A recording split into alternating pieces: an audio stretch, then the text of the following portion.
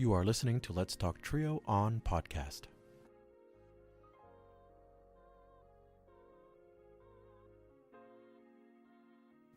Happy holidays, and thank you for listening to Let's Talk Trio. I hope you're enjoying time off with friends and family. It's a very special time of the year. I just wanted to show my appreciation and again show my thanks to the audience for continuing to support this podcast.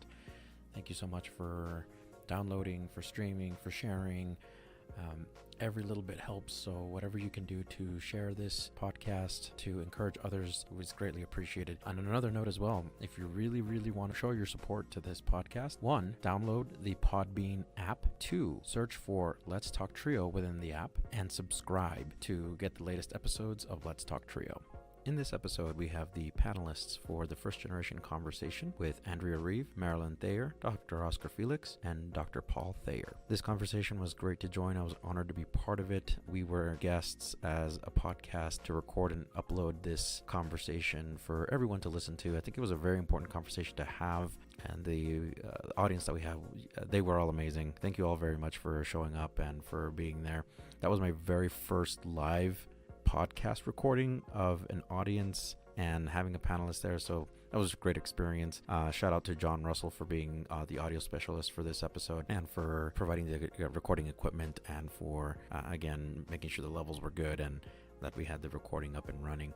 John Russell, again, thank you so much for collaborating with me for that particular episode. In this episode, again, we are talking about first generation students. That is the main theme going into all of this, is supporting first generation students. What are institutions doing to support that, and how can we as taxpayers and contributors to education, how can we best support first generation students who do not have that support, may not have the advantages of others, and to really help them excel and exceed. So I'm just very happy to have the panelists talk about those experiences. And again, I'm just very happy to be part of the overall experience for the First Generation Conversation. I didn't get to contribute much only because I was sitting back and listening to the conversation take place. You got to remember, it's many years of experience sitting at the table talking about first generation and what that means to them, and how that term was coined initially by the TRIO programs. So again, you'll get to listen to these panelists, and it's going to just be an amazing conversation. And yeah, so again, you can send me your feedback at juanrivas583@yahoo.com, or you can contact me to get featured on Let's Talk Trio. If you want to sit down with me to be interviewed and discuss your journey as a TRIO student or as a TRIO professional, or both, we can certainly do that. I am also excited to announce that our latest episode with Dr. Oscar Felix, that interview, went viral.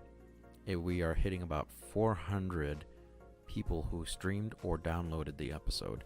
We're getting people from all across the United States listening to this interview, loving the work that we're doing here at the podcast for Let's Talk Trio, and hopefully that generates more attention. From what I've heard, the Council of Opportunity and Education is really liking what the podcast is doing. So my goal is to really just get this thing to go viral, and people subscribing to Podbean and subscribing to our podcast in particular. I hope you enjoy the interview, and I'll see you at the end.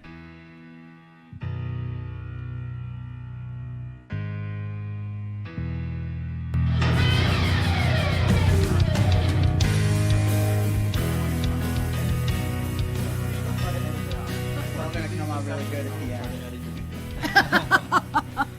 All right. Good. Well, thanks everybody for being here. Welcome to our conversation about First Gen at CSU.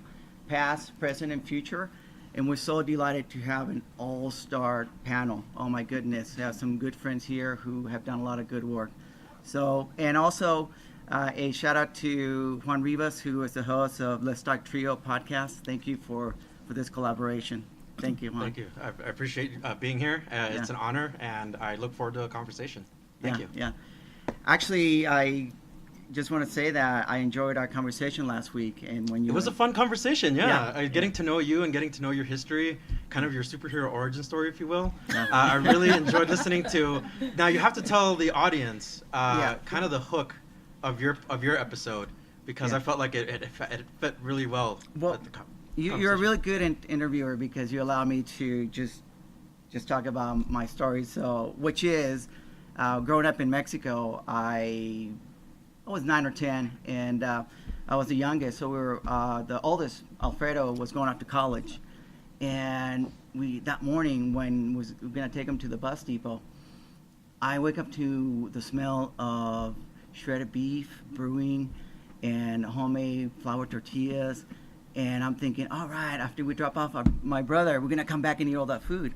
Well, when we get to the bus depot, my mom just gives him all this food as he goes to college, and I'm thinking, well, goodness, I want to go to college too then. So my hook for me going to college is shredded beef burritos, which by the way, in shredded beef, and for Puerto Rico, they call it ropa vieja, which is like shredded clothing, and so it's just this wonderfully tasty dish. It's savory. Yeah, it's so it's good. very good. Yeah. It's very good. Yeah. Well, good. Well, that's my story, and now I want to introduce the panel, and maybe they can share a little bit about their story. Absolutely. Okay. All right. Thanks. Well, first we have Andrea Reeve. Hi, Andy. Hi, Oscar. People also call me Andy, so you'll hear them referred to me as Andy. Yeah. Andrea is a retired trio director, but works all the time now as a grant writer, as a reviewer, and also as a trainer all over the U.S. and the world, including Palau and Guam. So I love hearing about your stories about how you fly on United to all over Asia. Andrea earned her bachelor degree from Berkeley and master's from the University of Wyoming. She worked as a teacher court in Kentucky, and middle school and high school teacher in remote areas of Alaska. And you did that during the 70s, right? Yeah. And then before working at CSU, Andrea worked for the Council for Opportunity in Education. So welcome, Andrea. Thank you. Yeah. I'm going to start by telling a story also. But first I have to make a correction because people in Bowling Green will be mad. My master's degree is from Western Kentucky University. Oh, okay. I was... Yeah, Juan, can you correct that? Edit that one out. Where I was teaching in what was then one of the national service organizations, Teacher Corps. It used to be Teacher Corps, Peace Corps, and VISTA. And I taught for several years in Appalachia in southern Kentucky. All right. So my story actually is a Berkeley story, and that is I'm a first-generation college student, and my parents kind of just drove me from Los Angeles, where we lived, and dropped me off at school and said, bye, good luck. That was about it. And let me tell you, this is 1963. They had no parent orientation programs. They had no student orientation programs. There was nothing to orient you or prepare you for the life of college. My father was still shaking his head that I had chosen Berkeley over UCLA, because if I had gone to UCLA, I could live at home and take the bus to school every day and save all that money. Yeah. My father was a salesman at Sears, so we were low income, considered low income, but there were no Pell Grants in those days. So I had a small scholarship, and that actually allowed me to pay for my tuition, which was $90 a quarter at Berkeley in 1963. Books and part of actually my room and board was covered also by that small scholarship. But what I want to say is that I owe everything to my roommate, Nancy Rubin. Nancy's brother, sister, mother, and father had all gone to Berkeley. Her mother and her sister had all lived in Stern Hall. And so she knew every tradition. She knew everything we should do and when we should do it. And she passed that on to me. It made all the difference. I knew that I had to wake up early one day and go stand in line with you. Some of you may remember this, Paul, maybe, with computer cards in order to get in my classes. All right. So, but you had to collect these cards in order to get into a class, and you had to stand in line to register for everything. And Nancy knew how to do that. She knew who was the best person to take for my freshman English. And she also knew the other engagement kinds of things. She knew every word to every Berkeley song. She knew that on the first night we should climb to the big C and drink beer with everybody else. She knew all the traditions, and I really owe my ability to engage that first year with Nancy Rubin. Yeah. Nancy, if you're listening to this, shout out to you. Yeah. Good. Thanks, Andrea. Next we have Marilyn Thayer, also a retired TRIO director and also working hard still. Marilyn is consulting for CSU and as well for national and regional associations. Marilyn graduated from the University of Hawaii and received her master's from Colorado State University. Marilyn oversaw community-focused programs in North Fort Collins before becoming director of TRIO AAC. Welcome, Marilyn. Welcome. Thank you, and thank you for being here. My story as a first-generation college student is very similar in terms of really not knowing what I was doing. I was one of 5 children growing up in Hawaii. My father dropped out of school when he was in 6th grade. He came from the plantation, and he was expected to help contribute to the household. So he went back to school eventually and got his GED. My mother loved learning, and she would have loved to have gone to college. She was a very good student, and when she graduated from high school, she was told that women don't go to college. And she also lost her father when she was 13, and so her expectation of the family was, after you graduate from high school, you stay home and you help your mother. And so education was always something very important in our family. And I had a very high-achieving brother who, his footsteps were very hard to follow. He went straight through his bachelor's and then his master's and his PhD, followed by my brother just above me that took, I think, about 12 years to get his bachelor's. He loved, we grew up in Hawaii, he loved surfing, and so he took maybe 1 or 2 classes at a time. So those were my role models. I was kind of in between that, and I loved learning as well. I always knew I wanted to go to college and get a bachelor's. But one of my memories as a challenge was kind of scary for me. I came from an all-girl Catholic school too, so that's a story in itself. But I remember I was in a philosophy class, and I didn't know why I took philosophy other than, maybe this would be something interesting and maybe it would help my GPA. And GPA. And so I remember turning in a paper, and I struggled writing the paper because I didn't even understand the question and what we were supposed to write about. And at the end of the class, the professor said, Marilyn, and at that time I was Marilyn Lee, I want to see you after class. And I said, oh my gosh, I blew it. I probably failed writing the paper, and why is this professor calling me to his office? And you only go see your professor if you're in trouble. Well, it turns out when I saw the professor, he thought very highly of my paper. He said it was very brilliant, and he said, and what degree are you pursuing? Have you ever considered philosophy? And I said, absolutely not. I'm hoping to get into education. But it was kind of my first encounter with how much I didn't know about being a first-generation student and how valuable professors really can be.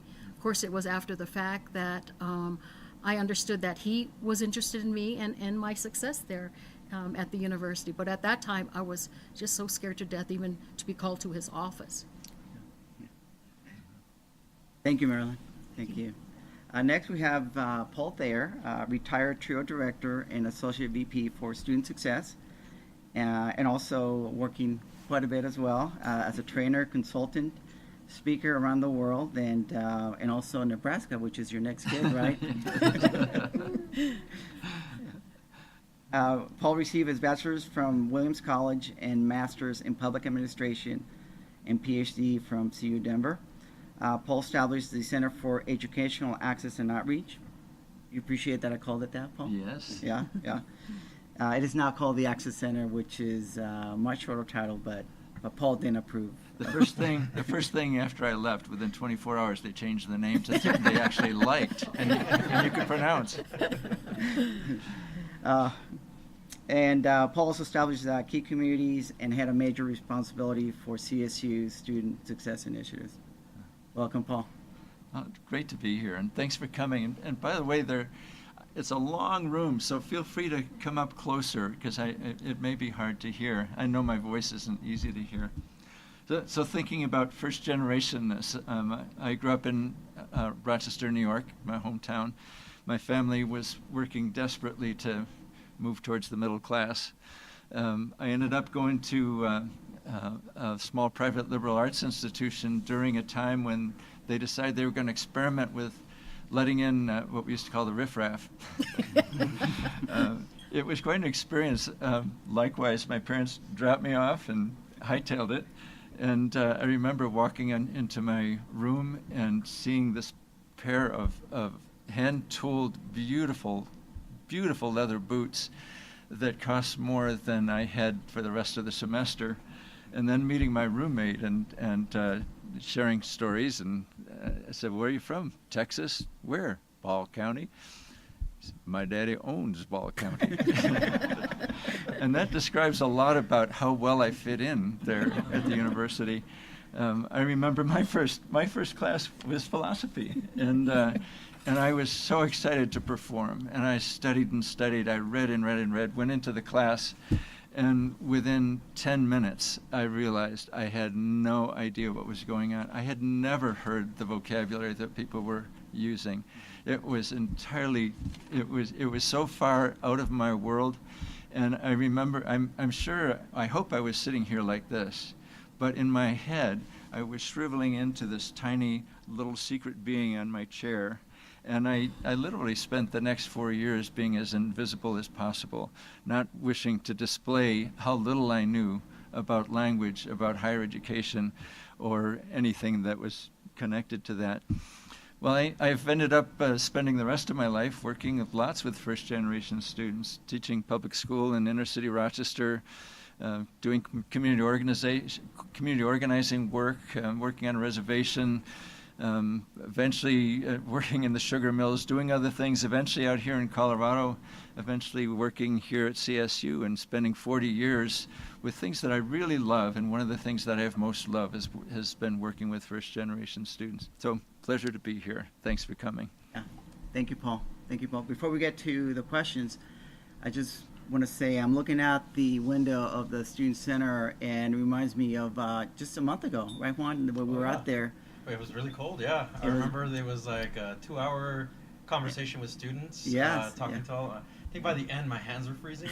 My hair had frozen in place, and it was longer then. It was longer hair. Yeah, we were celebrating National First Generation Day, and so what the intent is if anybody wanted one of these wonderful T-shirts, they would first share the story on your podcast. Which I hear is your biggest hit, right? That is the most listened to podcast episode so far. It has about 300, 400 listeners that have downloaded and or streamed the episode. So it's pretty impressive. Yeah, it was really cool. So really quickly, where can folks find your podcast and tell us a little bit more about it? Yeah, absolutely. So they can find the podcast at my first name, last name, so juanrivas.podbean.com. So that's Podbean, PODBEAN.com. And you'll have access to, I think I have 12 episodes of Let's Talk Trio at the moment, so you can listen to all 12 episodes. Yeah, you can binge listen, Oh, binge listen, yeah. That's right. Especially those 1-hour episodes. Very good. All right, thanks, Juan. All right, so I'm going to start with a statement that we came up with and then throw out the first questions to the panel. So what underlies our discussion today? First generation is a concept that offers new insight and opportunity for institutional and individual action. CSU has been among the institutional leaders in developing and forwarding policies and practices with respect to first generation, and has become an element in our understanding of our land-grant mission. As we prepare to enter the 5th decade since first generation was embedded in the HEA Act of 1980, it's important to reinforce CSU's legacy with first generation and take advantage of the insights and opportunity it offers. So with that, I'd like to throw out the first questions, and which is, how did first generation concept arise, and what connection did CSU have with this development? I would start with the creation of the TRIO programs. Just real quickly, going back to 1964, the Economic Opportunity Act of 1964, the Higher Education Act of 1965, and thereafter, in those years, that was really the creation of what were called the TRIO programs. TRIO programs doesn't stand for anything. At one time there were 3, now there are 5, but the three stuck with TRIO. And the idea behind those programs were that there were students who were disadvantaged. That was the language in the law. And we needed to have ways of increasing the rate at which those students engaged in higher education and attain a higher education degree. That was the idea behind TRIO programs. So the programs include Upward Bound and Talent Search, Educational Opportunity Centers, or EOC as they're called, the Student Support Services programs here on campus called the Academic Advancement Center, and the Ronald McNair Post-Baccalaureate Achievement Program. So that's 1965 era. Well, jumping ahead, during quite a few years, those programs were in kind of a plantation style of administration. So the program officers, regionally based for the federal government, were overseeing the programs in various autocratic and arbitrary ways. So very wisely, the people who worked in those programs began to organize and associate.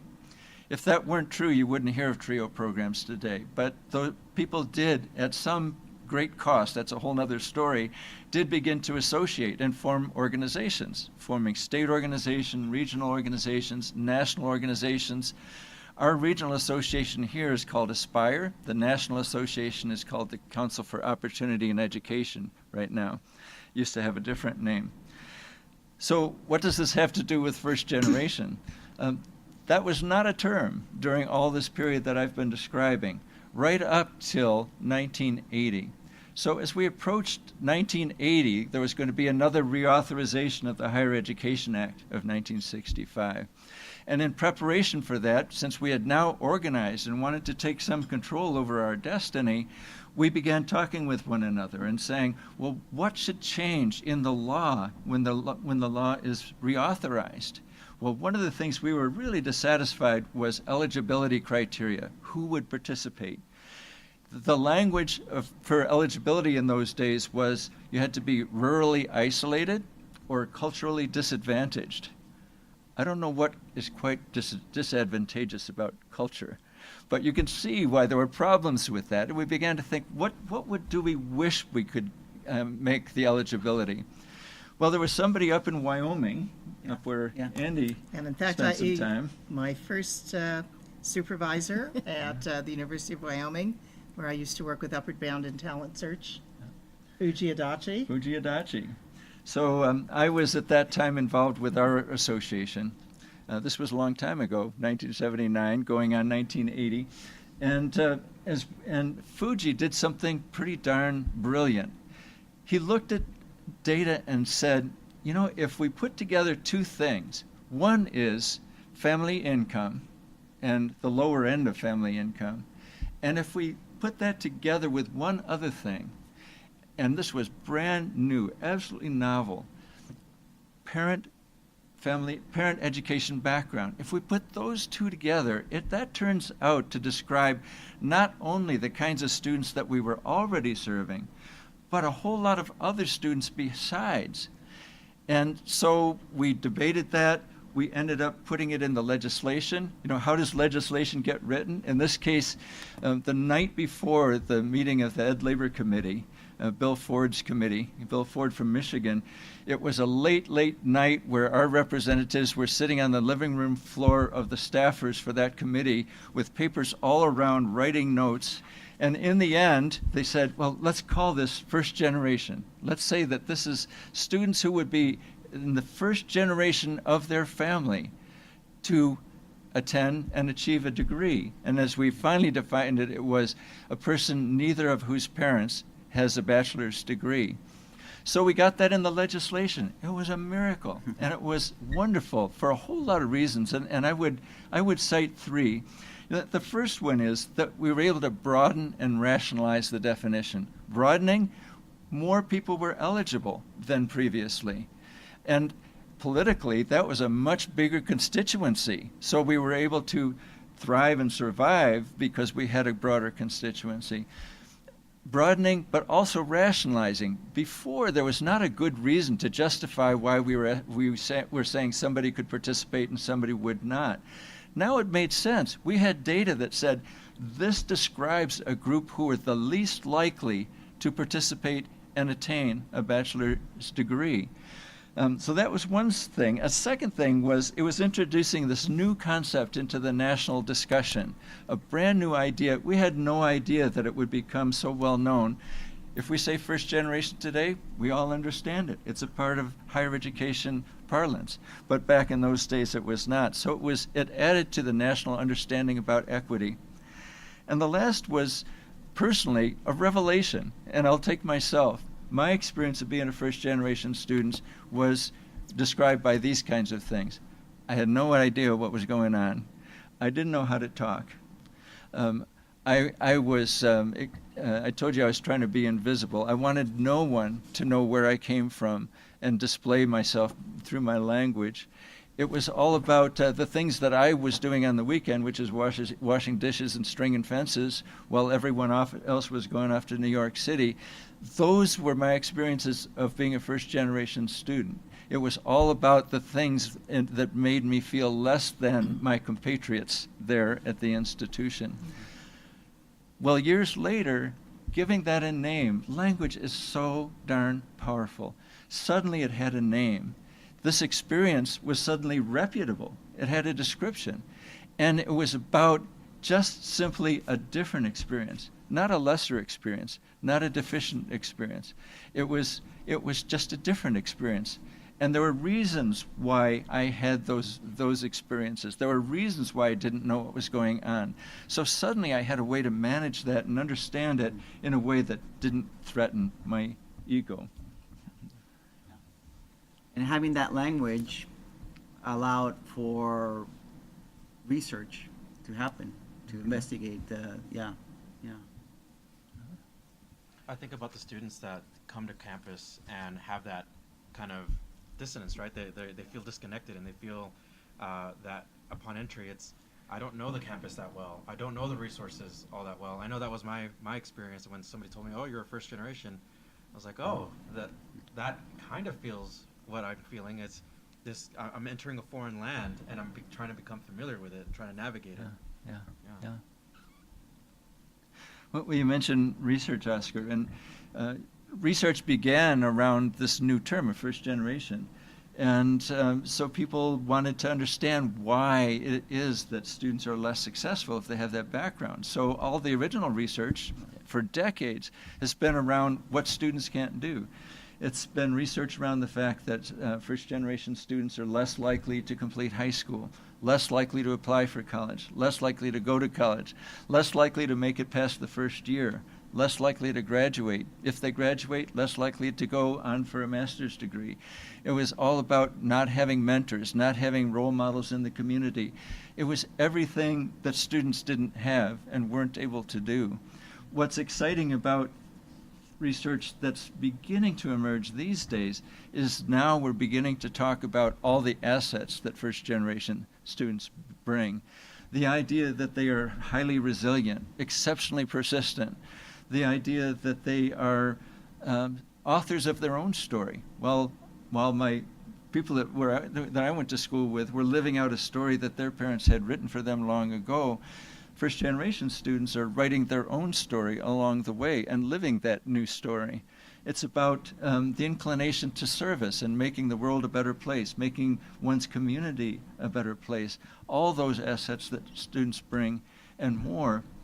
I think the most recent research, and I'll stop in a sec, but the recent research I think is even more exciting because it's taking all those assets and it's also talking about the ways that institutions unintentionally, entirely unintentionally, the experience at institutions tend to take students' initial disadvantages and magnify them in various ways, not intentionally, but structurally and persistently.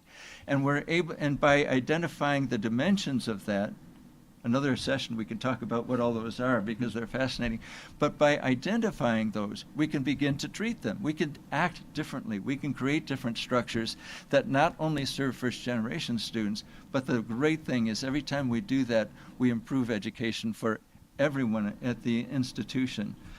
So those are some of the things that I think are going on. And I better stop there. Okay, no, so you're fine. Andrea, you not only worked in the TRIO programs in the University of Wyoming, but you also worked at the national office.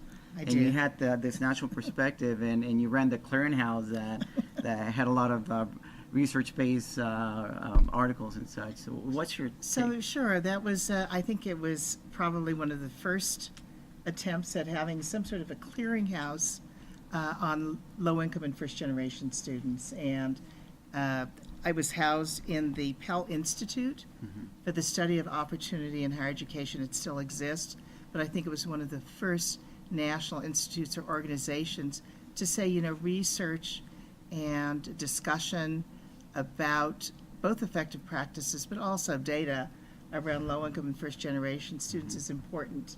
And all of that was started actually in 1996 at COE. And so I wanted to say, Paul was talking a little bit about some of it being researched more about some of the deficits, but I think it's important to honor and recognize that people like Tom Mortensen, who dedicated most of his later life, he had somebody who'd worked for ETS, to collecting data around low-income first-generation students. And I think we need to have the data to know how people are performing. I mean, I think there are two levels, but I think understanding the levels of performance is important because people still believe, in many cases, that there's no difference. That, given the opportunity and the access to higher education, that students are going to just magically transition and magically persist and magically graduate. And so we still know that there are definitely differences in achievement that occur. And so I have to give credit to someone like Tom, who really dedicated the collection of data around specific populations. If you look at the National Center for Education Statistics, which is the Department of Education statistical data collection area, if you look at that 25 years ago, there was nothing about first generation, nothing about low-income students. The assumption was that students entered as freshmen and that everything was equal in terms of tracking and looking at graduation for those students. Yeah. So I think those were important movements. And just the fact that people would even begin to consider doing research around low-income and or first-generation students was something new. If you look at educational literature and research about effective practices, that was not a topic that was covered before the 1990s. Right. So. Yeah. So it began with research and data, and that informed the creation of the terms, but it didn't catch on, right? Because even at Colorado State, when we start using it to determine who gets what services in development programs, it still was very not widely used nationwide. Here at CSU, I think it was really just a little something that only TRIO knew about because that was part of the law and regulation. But what changed was 1983, beginning in 1983, see if I can tell this story quickly.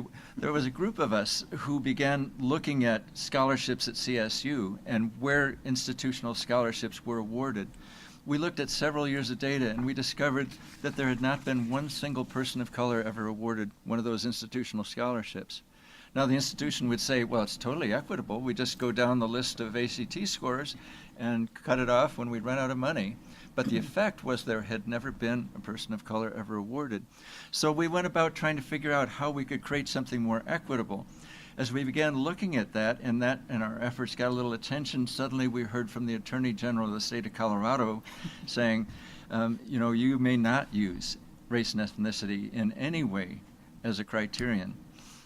So we heard pretty directly that our efforts were being recognized. So we began having a different conversation, and we began to have a conversation with some members of the Board of Governors, then called the State Board of Agriculture, about a different kind of scholarship that would have a couple of different characteristics. One is we could use the TRIO definition of first generation and combined with income, family income, and put those together as two of the primary characteristics for eligibility. The other thing we thought about was what things that we had learned from TRIO. TRIO, as it is the programs had evolved, recognized that you can't just say, okay, here's some information, here's some opportunity, here you are in college. That doesn't work. What we needed was a whole structure for altering the experience of students when they came to institutions like Colorado State University. And we knew that money was really important. In fact, it was necessary, but it was not sufficient. So we needed to combine financial aid awards with structured means of support, monitoring, mentoring, connection with resources, building community, putting those two things together. So we used that model from TRIO to build what became known as the First Generation Award. We were the first institution in the country to build a scholarship or any policy that we knew of around that idea of first generation. So suddenly, first generation went from being a secret in TRIO to being something that was relevant to university policy. Yeah. I want to bring in Marilyn into the conversation. And Marilyn, you've done some amazing work with students. So what do we know about first-gen students at CSU? You know, I love the research that Paul and Andrea talked about, and I think one of the opportunities and really gifts that I've had as being involved with the TRIO SSS program here is building the relationships with our students and hearing their stories. And I think that we need to honor their voices. And when I was preparing my thoughts for this podcast, I was thinking about what do we hear most often from our students? What are they saying as first generation students? And I wanted to share some of those comments with you too, because I think it also resonates with some of our experiences that we've had as first generation college students ourselves. But we hear that our students often say, I'm not sure that I belong here. I don't know if I have what it takes to succeed here. I did well in high school, but I really don't feel like I'm adequately prepared to succeed here at CSU. I don't know where to go to help. CSU is so overwhelming. And I feel bad that I had to leave my family back at home to be here, and that I can no longer support my family. So those are some of the themes that I hear, and I know our staff at the AAC continue to hear too. And I think it really underlies some of the deeper issues and challenges of our students. And that is that they're expected to perform when they're here, but with very limited understanding and knowledge of what these expectations are. They also, like Paul said, and I think Andrea and all of us have said as first generation students, is often we don't know what we don't know. And because of that challenge, we don't know how to ask the questions that really will get us the information that will help us. And so these kinds of lessons that we learned, we have learned, really helps us understand that, you know, our students are, like Paul said, they want to remain invisible. They don't want to be exposed. They don't want you to know that they don't know. They don't want you to they don't want to feel like they are embarrassed or blamed or less than. That's not a good place for them to be. And I want to go back to what all of you had been saying too, is there is that deficit model. I think we are very familiar with how underprepared our students are, or they lack this and they lack that. At the same time, we really need to honor and acknowledge and get to know what are our assets, what are the strengths of our students. And if we truly are going to support them and really truly going to serve them well, we need to remember that and help them also recognize what their strengths and assets are. Right. And that all of our students, including our first generation students, have such great potential and such great promise, and they really belong here. Right. And even though the students may want to be left alone or don't want to be engaged, we know from experience and research that they benefit greatly from intentional programming, right? Yeah. Right. So even they might say, leave us alone, we know that's not. Yes. Yeah.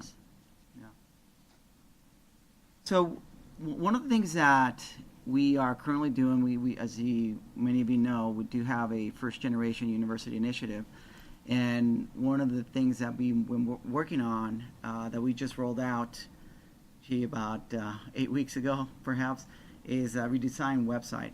And so I want to touch upon what you said, Marilyn, is that in developing the tone and the tenor for this website, we had a lot of conversations about what message we wanted to send, about how do we want to describe, how do we want to celebrate our first-gen students. And we want, for sure, we did not want to use deficit language, right? Everything. So I think the committee did a fine job in coming up with the right language to talk about and describe our first-gen students. So how important is that in our work to language and how we describe and work with our students? I wanted to throw something in just about research, because I do want to give recognition to Paul Thayer. When I worked at the National Trail Clearinghouse, I would commission some short papers. And Paul did a fabulous paper for us on first-generation students. And people still continue to use that in their dissertations, and people cite that all the time. So thanks, Paul, for that research. Thanks for the opportunity. But I did want to say one of the things about language that's so important, I think, is that first generation is one of many identities that students have. And, but it does, as Paul was saying, it helps people name some of those experiences that you didn't know you would have. Really, my first generation experiences, I had no name for it until 40 years later. And I could go, oh yeah, I was one of those students who sort of made my way through only because I had a guide. And to me, that guide was similar to maybe something that SSS might do, right? It would structure things for me along the way. So I think that the language that we use is really important. And Paul, I think you had some great ideas about the importance of language. If you could maybe elaborate on some of that. And identity. Let me wonder while I'm trying to remember what that might be. About identity, just about identities, yeah. Yeah, I think it's so important in all our conversations that we're clear about the fact that first generation is not a replacement or a substitute for any other identity. It's not intended to be the primary identity of any particular person, but it is one of the identities that can be very important along with others. Race and ethnicity are clearly important factors in the campus environment. Gender is obviously an important issue. By the way, what that also raises, though, is whether first generation is all that important. And that's an interesting thing. Well, numerically it's important because literally 1 out of every 4 students here at CSU is first generation. We don't know how many faculty are first generation. We know it's a lot, and we're in touch with many of them. But out of every 4 students are. And when any of us know that, when we're teaching a class, when we're interacting with a group, when we're meeting with a student, knowing that there's a 1 in 4 chance that a student is first generation can make an important difference in how we approach things. And acknowledging the honor of that experience of starting a class by saying, I'm so pleased that I'm in this environment where 1 out of 4 of us is a pioneer for education in their family. Giving it honor, giving it acknowledgement, along with the rest of the diversity that exists in our classroom. That we have people from various races and ethnicities and so on and so on. Giving that acknowledgement right from the beginning, I think, is really important. Think of numbers again. 1 in 4 is first generation. The other thing that is really interesting, we've done regression analyses to look at the place of first generation alongside other characteristics. And when we control statistically for all the demographic characteristics along with, race, ethnicity, gender, residency, we've looked at income, we've looked at index. When we put all of those into the formula, so we're controlling for those things, and we say, well, at the end of that, is first generation important? And it turns out it's hugely important, hugely important. It turns out to be one of the most salient features in student success. Stated negatively, it's associated with a 38% lower likelihood of being retained to the second year. It's associated with 30% lower likelihood of graduating within 6 years. So that's when we're looking at Everything being equal, all things being equal, except one person is first generation, another person is continuing generation. Those are the differences. So statistically, we begin to recognize, and by the way, that's CSU data, that's not national data. So we recognize that the first generation experience is important in qualitative ways, but it's also really closely associated with important factors that we could begin to treat in terms of retention and graduation. Thank you. I think that's really important to note because there was a research study where they have a panel of presenters. Well, they prompt them, but so they have a panel of students who are first generation and students who are not first generation, and they pose some questions, as Marilyn knows this study, and one of the questions they might say is, what happens if you feel like you're not doing well in the class?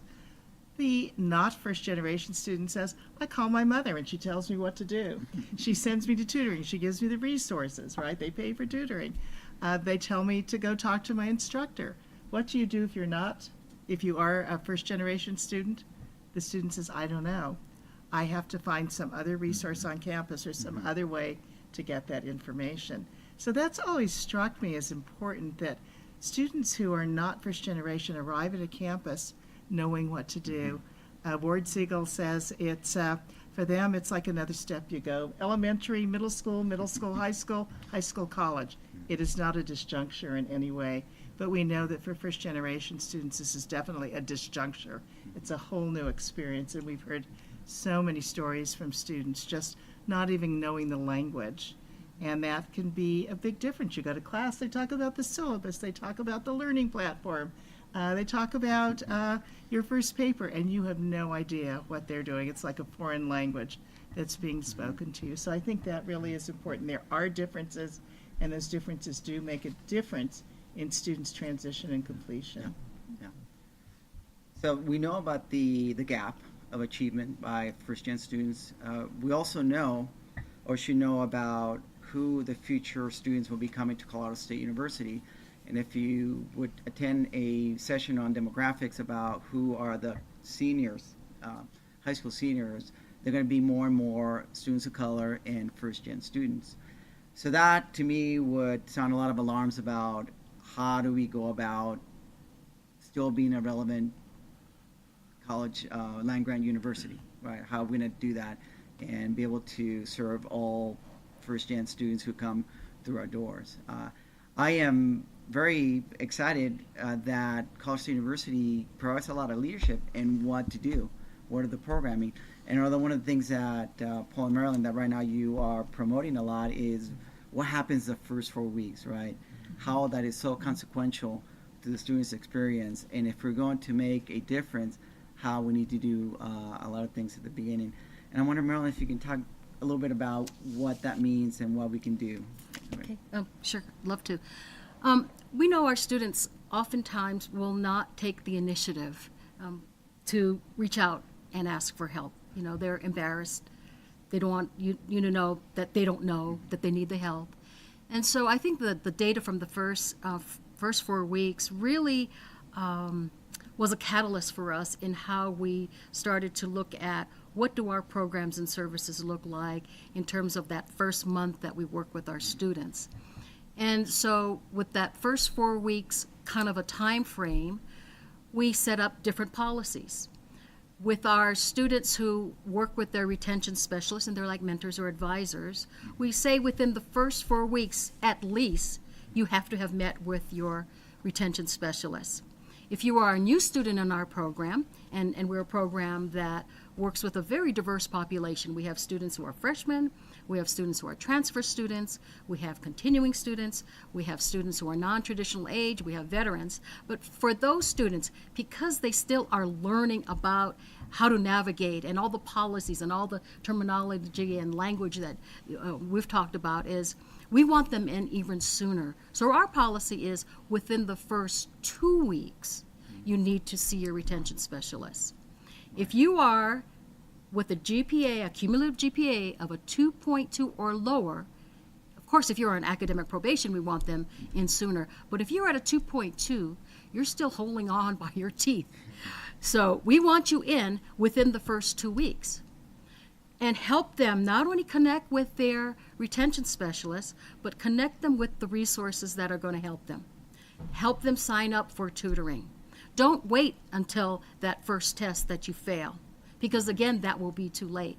And we let them know what are the classes, the courses that are historically difficult, historically challenging. You don't wait to fail that first test, you don't wait to fail that class. We'll get you in tutoring right away. So we are more proactive, more intentional. And we think that has been very important in getting our students in. And Amelia, I think, might have left. She was one of our staff members who was here. They were saying how busy they have been in that first month. And intentionally, when I was there and I had my caseload of 60 plus students, I was seeing student after student after student after student. And even there were students that were coming in before the semester started to say I want to sign up for tutoring. And so they are understanding the value of these resources. And I think that's also one of the unknowns of our first-gen students, too, is they don't know and they don't understand the value of our resources. So it's really important for us to help them understand how that can help them be successful. Marilyn, you and Andrea both have worked with Student Support Services. I know you have some pretty impressive success statistics. Yes. What does that look like? Yeah. You're serving students who are first generation and low income and with academic need, right? Yes. And academic need means For the program. Right. in terms of prior preparedness, something less than median. Right. So thank you. And I'll share that with all of you because I think we are very proud on how well our students are succeeding and believing in themselves and rewriting their narratives because they are starting to really feel that they are capable and that they belong here. Our last annual performance report to the Department of Ed, so this was in 2017, we look at persistence.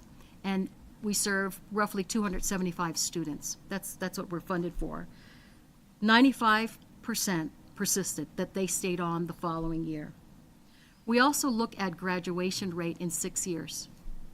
73% of our students in that cohort graduated. They completed their bachelor's degree. And then I also look at good academic standing. That's another objective that we have to measure.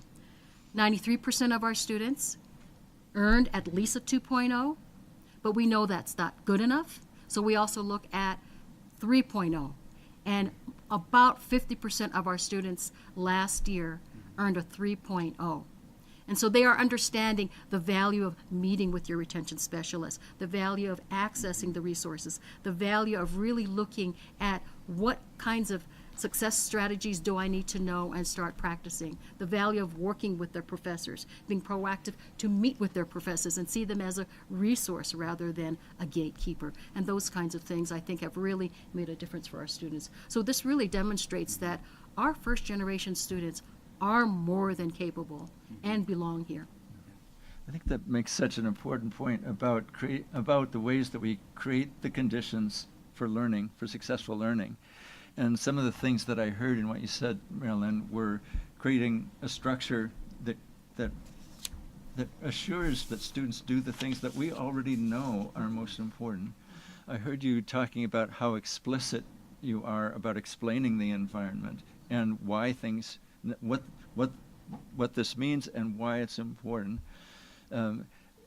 You talked about the importance of having somebody in particular to whom the student feels accountable. You talked about the ways that you honor students, and those are principles that are certainly present in a very comprehensive way in the program that you and Andrea have worked with. But those are important principles that we can all use. It may not be as comprehensive as the circumstance in which you are, but it is something that we can do in our classes, in our advising, in our work with student groups, and so on. So there's certainly something to be taken away there. One of the things that we did so this is a while back, this is 6 years ago, but we did a study because we'd always leave slots for students who are on academic probation. And we did a couple of studies. The first one was we wanted to know if we had a student on academic probation, at what grade point level we could take a student reasonably into our program, and in 1 or 2 semesters that student would be able to get off of academic probation. So after doing that, we sort of determined that, generally we would have to have a student with a 1.5 in order for them in 2 semesters to get off. Although it seemed that if they participated in our program and did the things that we wanted them to do, their GPAs would go up. And it may not be off of probation, but they would increase their GPA. So the second thing that we did is we took a look at performance of students who we had admitted to the program with a 1.5 GPA or better. And you know, about 75% of those students actually went off of academic probation within a 2-semester period. And what was one of the things that we did, we made them sign a contract. We said, yes, we'll take you into our program, but you have to meet weekly with your retention specialists. And now, I mean, that's a lot. That's a big commitment. Right. It's 15 weeks of meeting, and students committed to that, as well as committing to tutoring beginning week 1 of class. So we know that those kinds of supports can, in fact, to me, it's miraculous that a student can go from a 1.5 to a 2.2, a 2.3 during that time period. So I think Paul is right, that if you structure it, that we can make a difference in how the students perform. If I could make one more point about that, Oscar, and that is that where we do those things that are good for first-generation students, where we've been really successful is where we have literally designed around the needs of the students that we're serving. First-generation, low-income, students of color, veterans, and so on. When we really design around those things, we've been pretty darn successful. And when we do those things well for those students, everyone benefits. And thinking of the key community, for example, first-generation students do really, really well in the key community, better than the rest of the university, as well as students of color, low-income students, and everybody else does too.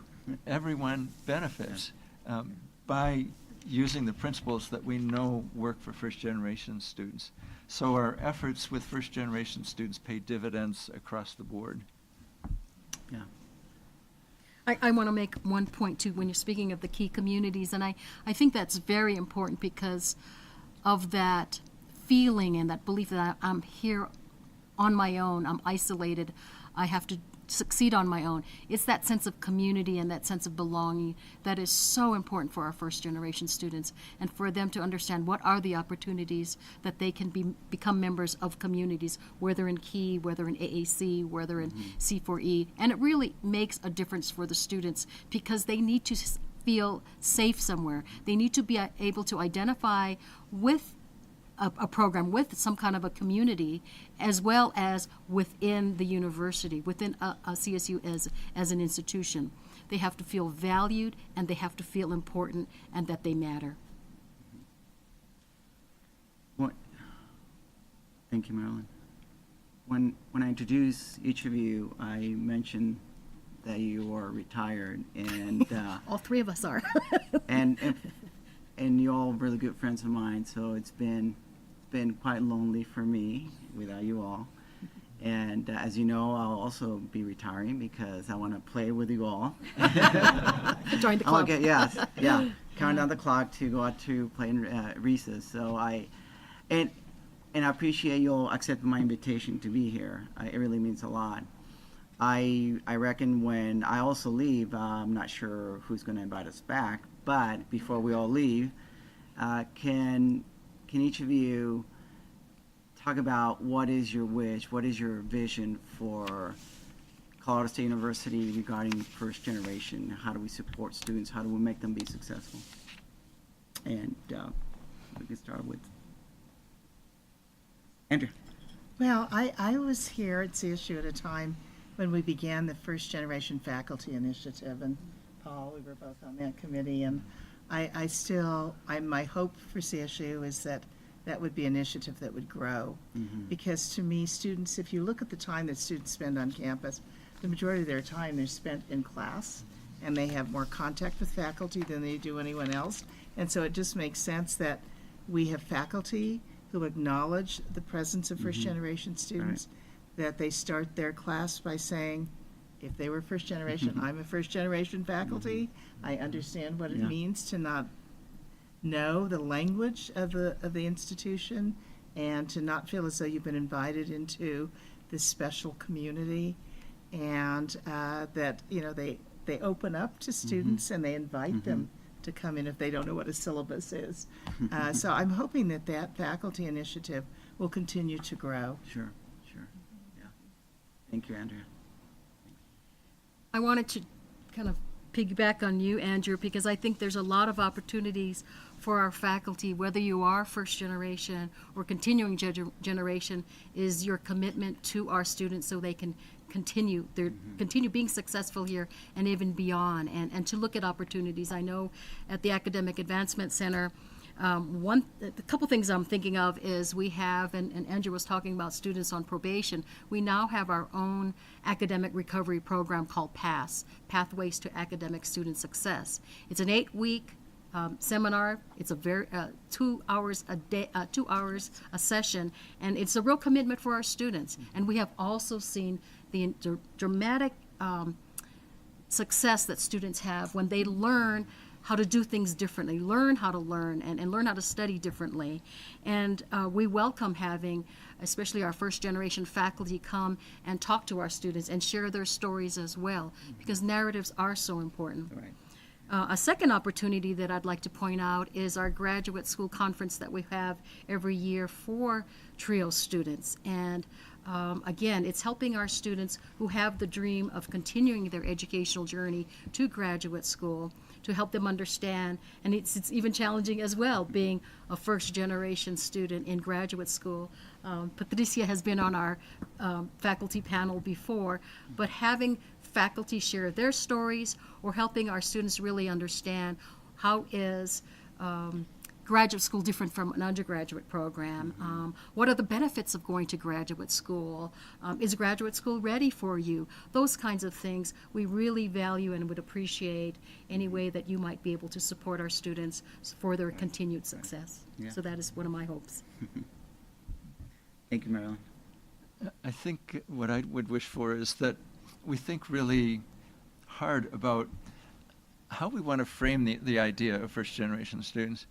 One way of thinking about first-generation students is, we've got some students at the institution who are coming with lots of disadvantages, and it's an unusual case. 1 in 4 of our students is first generation. They are so vital to who we are at CSU that we really ought to make it a part of our identity, to think about the centrality of first-generation students, to think about first-generation students as being a measure of how much we care about our land grant tradition.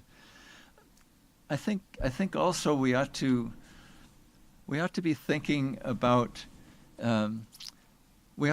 think about preparation issues differently. One way of thinking about preparation issues is to say, we've just got so many students who are coming underprepared. A different way of thinking about it is we're an institution that intentionally wants to be open to attracting students from first generation and other backgrounds.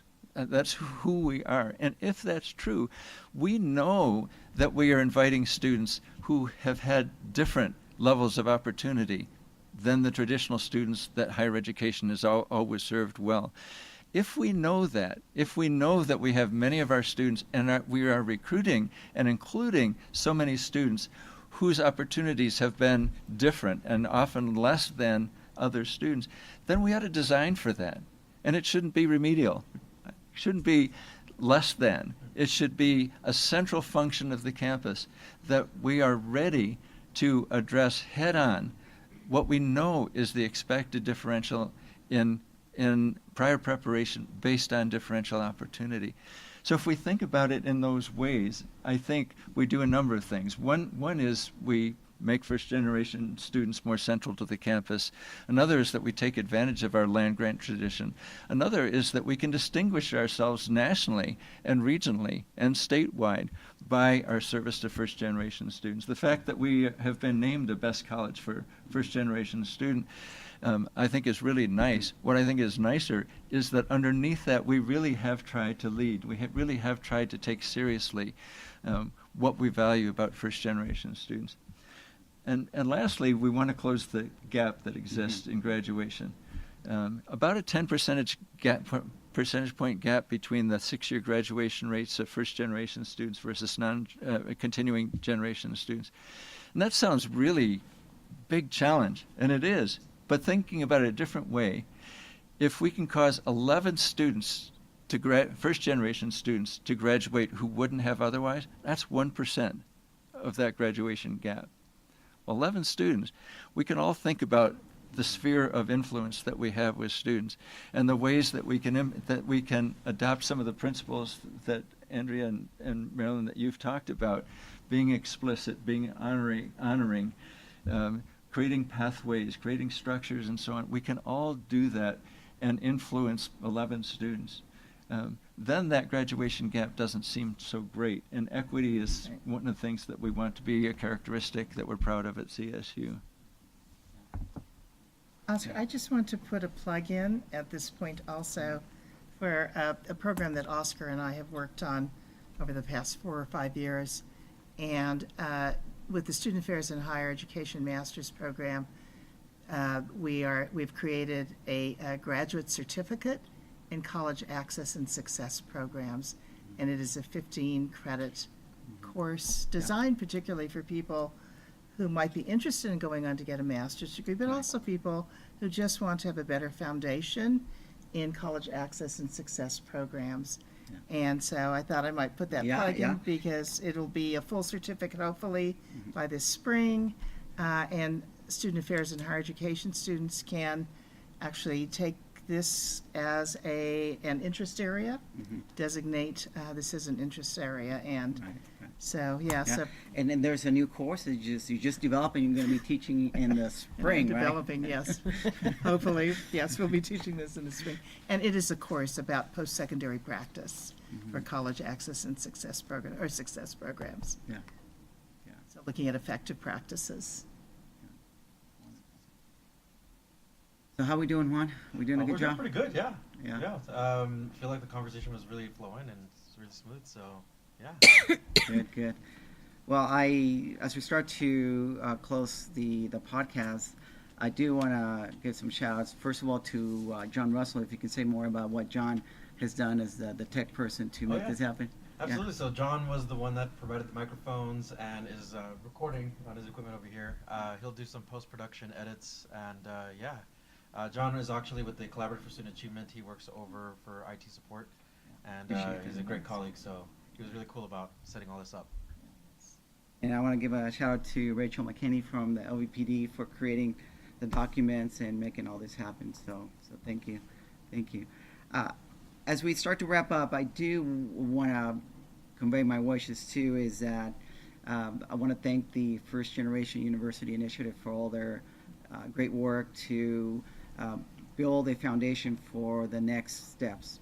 And what those might be, I'm not sure. I have full faith in the committee, but also in one of its leaders, which is Shannon, and who will be taking over a lot of these tasks. I have full faith that you're going to bring in some fresh energy. And so if you think about how the initiative is laid out in this wonderful handout, there are 4 subcommittees that folks can be engaged in, and whether it is research or creating opportunities for students or communications or how do we engage faculty is going to be an awesome endeavor.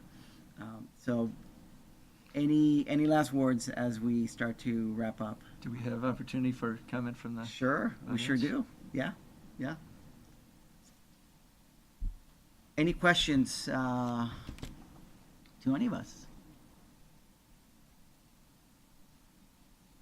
Yes. Hello, my name is Ty. I had a question around the idea that some of the... Oh, thank you. Yeah. As we started to frame the language around first generation, I've noticed that some students are confused whether they are first generation or not. And I think that's especially true when they started thinking about step families, or if you didn't have like parents and you had like other family members, if you had family members or parents that went back to college, if you had a family member that had a 2-year degree but not a 4-year degree. I'm sure you've had all of these types of questions. So I'm just wondering through your research and practice how you've sort of worked with students to understand that part about themselves. I know that when we started with the First Generation Award back in 1984, nobody knew what First Generation was. And so in the application, we would describe it and then ask students to reflect on their own and the extent to which their experience matched. These days, a lot of students understand what it means, and a lot still do not. And I think it depends on our purposes. I think where we have a program and there's an eligibility criterion, then it's pretty strictly defined oftentimes. And when we're outside of that program, then I would like to think that we're talking about the first generation experience, and people can evaluate how their experience matches that.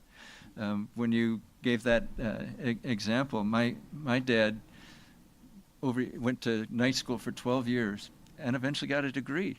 So I guess, I'm no longer first generation. But on the other hand, my experience growing up was absolutely one of a first generation student. And so in terms of experience, that's all that matters. Mm-hmm. When it comes to particular programs and we have more rigid criteria, then I think we need to be a little bit more rigid. Two things I just wanted to say, that more and more high schools are introducing first generation clubs, organizations, so that we have more students who are coming here who have had that definition and the opportunity to participate with peers at their high school. So I think that's a very positive move. The other thing is, there's been some research about just the idea. Paul said, well, maybe he's no longer first generation. I had an experience personally. I had a college degree, I had a master's degree, I was working on my doctorate, and I had a son apply to a private college. I had no experience with that at all.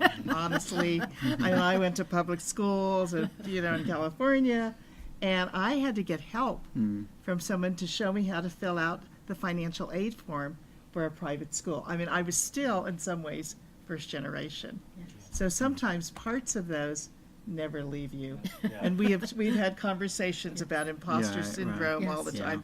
Being on a panel, like, what am I doing here? I don't have the expertise. It lasts well into later life. Yes, exactly. So I mean, I think those are all experiences that we have, and so I think if you can work with students to help think about, did they really have assistance or not, then I think that makes it, a student might be first generation. I just want to follow up a little bit on that. First of all, the legacy of the folks on the panel around first generation status and access is rich and deep and broad and profound. And we're going to keep working. So I do want to provide a little reassurance that it's not going to fall flat on its face. Or at least I'm going to do my level best to make sure that doesn't happen with the work of lots of folks. But I want to talk about the centering. So Paul talked a lot about centering the first generation experience. So I think the impact of your question changes if we center what is best for the student and not what is best for us. If we center how we approach students in a way that explains things, which is just good pedagogy, no matter who we're talking to, I think that the whole conversation shifts. So I'm borrowing a title, but if we truly become a student-ready university, the book is Student Ready College, if we truly do that, then the first generation, the technicality of whether or not you are a first generation student, not to take anything away from that identity, but the level of service that we provide will be there. And I think that's truly the goal. What has been my experience is that as when we talk about it broadly and then we talk about celebration, I think a more open definition works well. I think as we get into money and resources and who gets what, that's when we need to be clearly defined, because we need to be good shepherds of the money, good stewards of resources that we work so hard to get for first-gen students. And if we don't find ways to protect that, then it can be taken away if we don't define it well. So that'll be my cautionary tale for that, yeah. Other questions?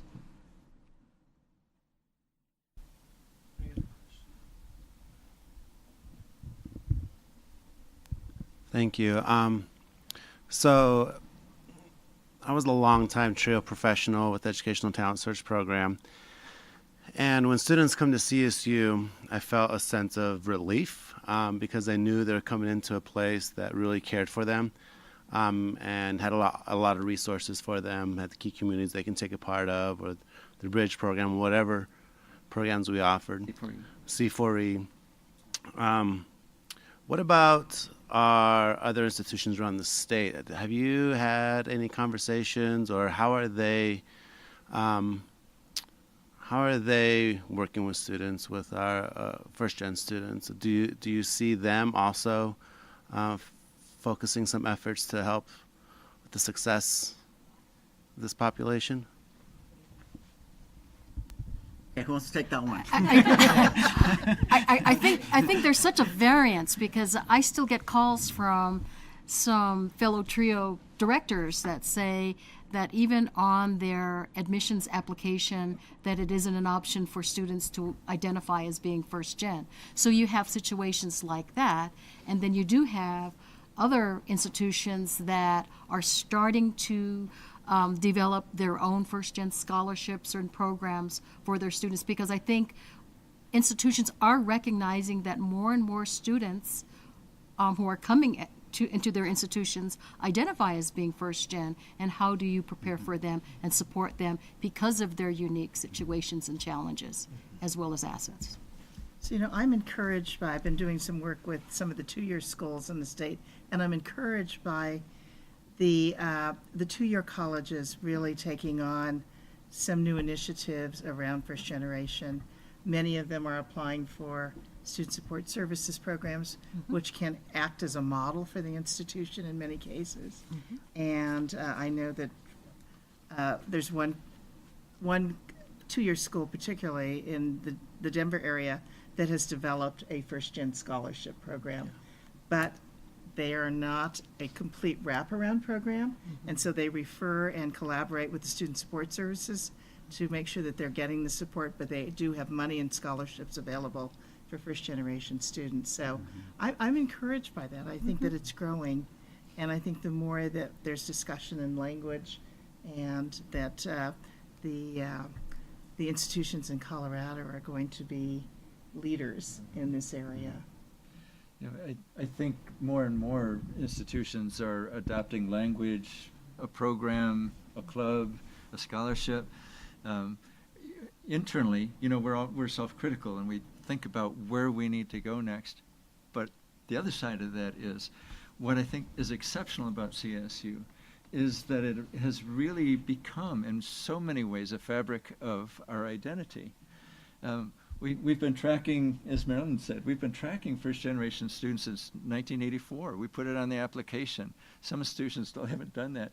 But we know lots about first-generation students over a period of decades. There's no analysis that we do in institutional research these days, and we have such an incredible IR operation here that we can be so grateful for. There's no analysis that they do that doesn't include first-generation as a factor, being of color as a factor, income as a factor, residency, gender, and so on. We do that reflexively. We've got a whole range of programs that literally are designed with first-generation low-income students in mind, students of color.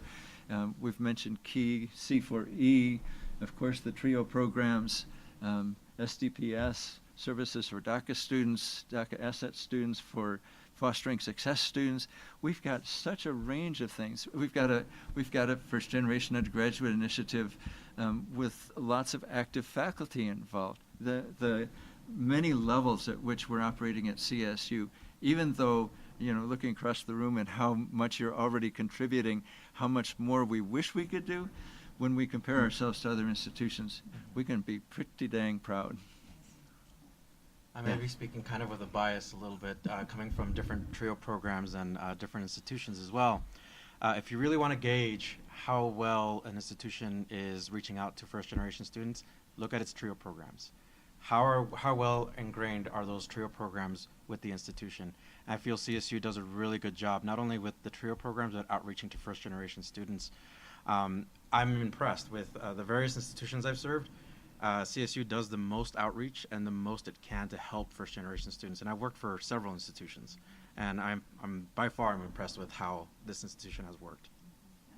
I agree. From the very beginning, when students are admitted, I know there are some phone calls that go out to welcome them. Yeah. We do that. And then it's one of the sessions for RAM orientation, that there is a first-generation student and parent, student and family session. Of course, it's 7:30 in the morning, and those are the ones that we used to do for the AAC. But it is such a gift to be here, and to be and Right. feeling so proud of what we are, because we truly are the pioneer leading this. Yeah.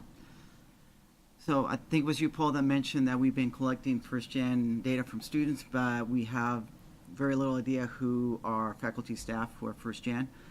And so we're about to send out something to all the employee groups asking them to identify, if they wish to, as first-gen, so that can be connected to their employee record, so we can have that. Some technical issues, but if it's a darn thing, the last thing I do before I retire, that will be it. So we're hoping to get that out next week so that we can start knowing all across the university who is first-gen faculty and staff, and ask them to be part of this great initiative. So, good. Well, I think we're almost out of time. Juan, how, I guess we Another have time question? for one more question, yes. If we, Was there a Yeah. question? I thought I saw him go up, but I guess so. Okay. Was there a question in the back? I can bring the microphone over to you. Hi, Connie. Connie?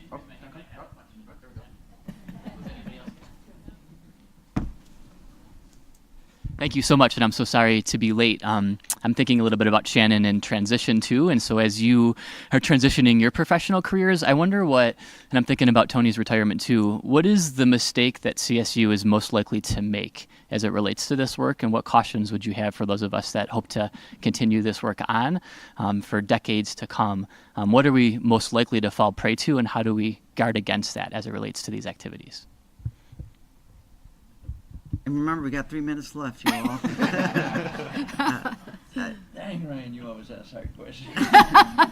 I would say, if we lose our self-consciousness about it, I think it's so easy to say, CSU's got such a good reputation. We've got lots of history and programs, and just maintaining. If we were to just maintain, we will not grow in the ways that we need to. I think there's little chance of that when I look at the people across the room, but that's the hazard that I would worry about. For me is I fear that we would talk a lot and do a lot of reports and research and podcasts and Without, I like that.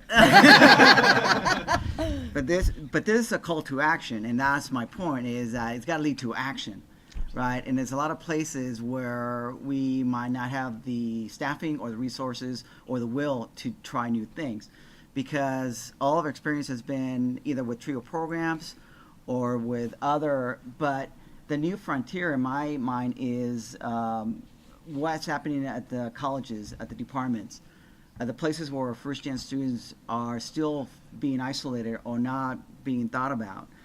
And there is, and I can say that I couldn't offer proven practices that the economics department or engineering could do, other than do something, try it out. And then if it doesn't work, then try something, right? I brought the first talent search grant proposal that Paul wrote in 1988, 87, and it got funded, and that's why I was hired. So my initiation was read that and make it happen, right? And it's well written, and it's got letters of support. It's got objectives. It has this whole thing that lays it out, but there was the first nothing. proposal we wrote with a computer. Yeah.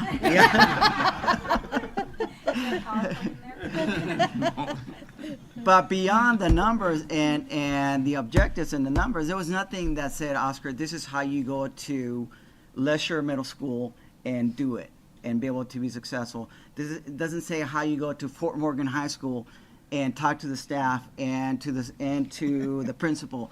All that we had to do on our own. All that was either getting kicked out of a school because they didn't like what we were doing, but it was a lot of trial and error. And so I had to make it happen because we had to meet the objectives. So my fear is that we will not do things. So that's let's do stuff. A bias for action. Yeah. So I guess I'm concerned about resting on your laurels. I mean, I think CSU is recognized today as a leader in this area, but there are other people. NASPA is on the move, right? NASPA has this institute for first generation. So, I mean, I think it's really important that CSU continue to be collaborative with other movements that are going on across the country. I think it's important to have fabulous programs here, to be thinking about new initiatives, but I think we also want to make sure that we're being as collaborative as possible with other institutions in Colorado and with other national movements around first generation, so that it's really a collective kind of movement. Yeah.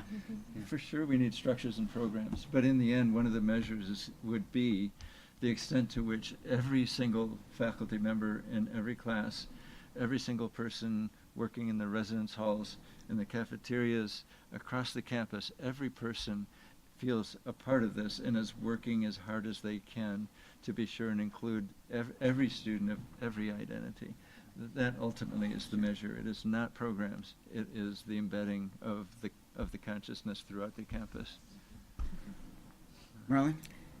I think you said it all. Said it all? Okay. It's past our time. So, Juan, how can we get access to this? Can you talk about that again? Absolutely. So you can listen to the podcast, which will be available later this weekend. I'm projecting Sunday after all post-production. Again, that's juanrivas.podbean.com. You can subscribe to our feed, and it'll update on your either Apple Podcast or whatever podcast app you use. It should update automatically. But if you subscribe there, that would also help us out a lot for the podcast. We're still trying to get a lot of subscribers, so 200 is not too bad. I'd like to hit 500 if possible. Okay. That'd be great. Yeah, so then when we were at the Plaza a few weeks ago, if somebody did an interview and told their story, they got one of those cool shirts. Yeah. So I think we can open that up again. So if anybody wants to share the story. Oh yeah, if you want to share your story, come by. Okay. Or you can get That looks good, Paul. That looks good. Yeah. I guess I have one final comment, and I know that we are all professionals here, and I really value our student voice, our student perspectives, and so as we think about moving forward, what do our first generation students really want? Right. What would they value? What's important for them? Yeah. And being open to also include their ideas and perspectives. The perfect way to end it. Yeah. Thank you, Mom. Thank you, Paul. Thank you, Andrea. Thank you. Thank you. Thank you.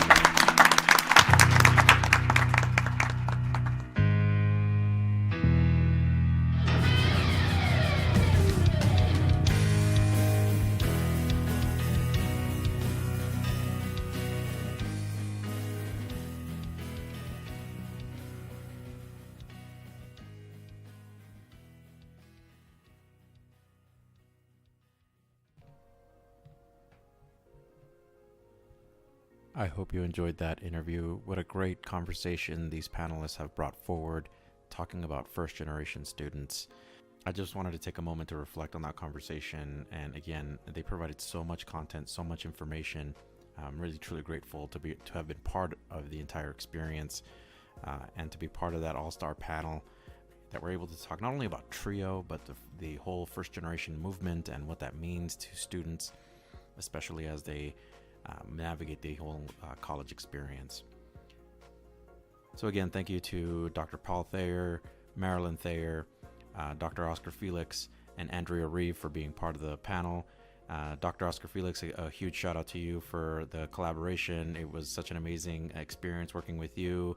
And if you have not checked out his interview with just Dr. Oscar Felix, you should go ahead and, after you're done with this podcast, go back to the Let's Talk Trio homepage and listen to his podcast. It's, again, phenomenal story that he has to share. So the podcast will be taking a break during the winter break. We do have an interview lined up, but that's more of a surprise as kind of a thank you to our listeners for continuing to listen to Let's Talk Trio. This guest, very special, we have, all I can give you is a little bit of a clue. We have New Mexico roots, and she's going to be on Let's Talk Trio. She's a colleague here at Colorado State University, and I'm looking forward to sharing her story with you all. Again, if you want to be featured on Let's Talk Trio, you may get a hold of me. My email is juanrivas583@yahoo.com. You may also message me directly via Facebook at Let's Talk Trio using the search bar on Facebook. This episode of the podcast was sponsored by the Vice President for Diversity at Colorado State University. You have all been an amazing audience. Thank you all so much again for allowing this podcast to be part of your life, allowing it to be part of your routine, whether you listen to it once a week or you binge listen. It doesn't matter, right? So long as you're able to hear this podcast and hear what this Let's Talk Trio thing is all about. I wanted to make a quick acknowledgments to the Let's Talk Trio staff. So myself, Juan Rivas, the executive producer and host, welcoming new member Amelia Castañeda as our producer, John Russell as our audio specialist and tech advisor, and finally, our advisors, Roderick Chambers and Scott Kendall. Thank you all so much for listening. I'll see you in the next episode.